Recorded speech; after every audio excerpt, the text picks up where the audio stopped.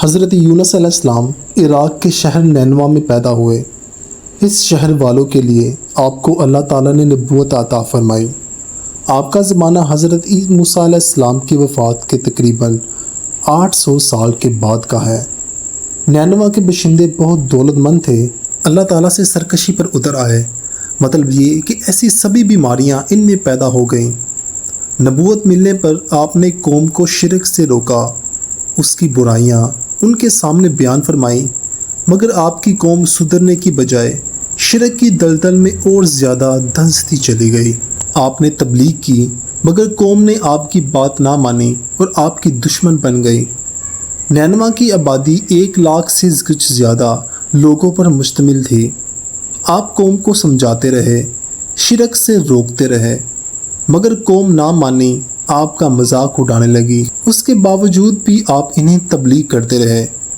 آخر آپ کو اللہ تعالیٰ کی طرف سے حکم ہوا، آپ اب اس قوم کو بتا دیں کہ اگر بات نہیں مانتے تو نہ مانو۔ مجھے اللہ تعالیٰ نے حکم دیا کہ 3 دن کے اندر اندر تم پر عذاب آنے والا ہے، اب بھی وقت ہے، اپنی اصلاح کر لو۔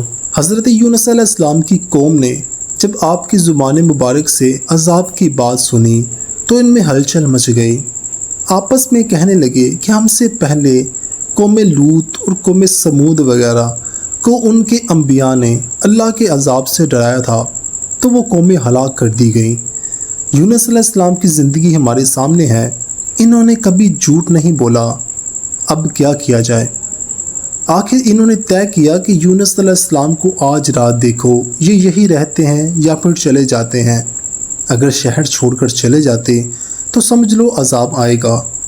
ادھر یونس علیہ السلام شہر چھوڑ کر چلے گئے۔ صبح ہوتے ہی آسمان پر دھوئیں کے سیاہ بادلوں نے اس طرح سایہ کیا کہ لوگ اسے دیکھ کر گھبرانے لگے، بے قرار ہو گئے۔ ان کی حالت وہ کی گئی جو قرآن کریم میں بیان کیا۔ پھر جب یہ لوگ کسی کشتی میں سوار ہوتے ہیں تو خالص اللہ ہی پر اعتقاد رکھ کر اسے پکارنے لگتے۔ جب انہوں نے سیاہ بادلوں کو منڈلاتے ہوئے دیکھا تو ان کے پینوں سے زمین نکل گئی۔ انہیں حضرت یونس علیہ السلام کی باتیں یاد آنے لگیں۔ انہوں نے سوچا کہ حضرت یونس علیہ السلام کو تلاش کر کے ان کے ہاتھ پر توبہ کر لیتے ہیں اور ہم ان پر ایمان لے آتے ہیں۔ انہوں نے آپ کی تلاش شروع کر دی لیکن ناکام رہے۔ اب انہیں خیال آیا کہ کہیں ایسا نہ ہو ہم انہیں تلاش کرتے رہیں اور اللہ کا عذاب ہم پر آ جائے اور ہم دنیا والوں کے لیے پہلی قوموں کی طرح عبرت کا نشان بن جائیں۔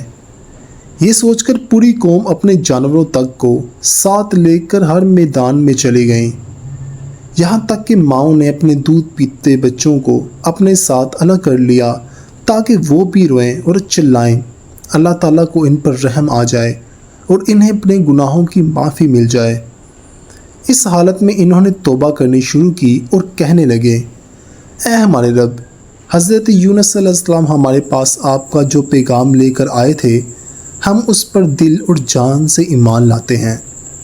قرآن کریم نے اس قوم کے توبہ کرنے کو ایک بالکل الگ واقعہ قرار دیا، یعنی عذاب کے آثار کو دیکھ کر توبہ کرنا اور پھر اللہ تعالیٰ کا ان کی توبہ کو قبول کرنا، یہ ایک انوکھا واقعہ ہے۔ اللہ تعالیٰ نے ان پر سے عذاب ہٹا لیا، اس لحاظ سے وہ خوش قسمت قوم تھی۔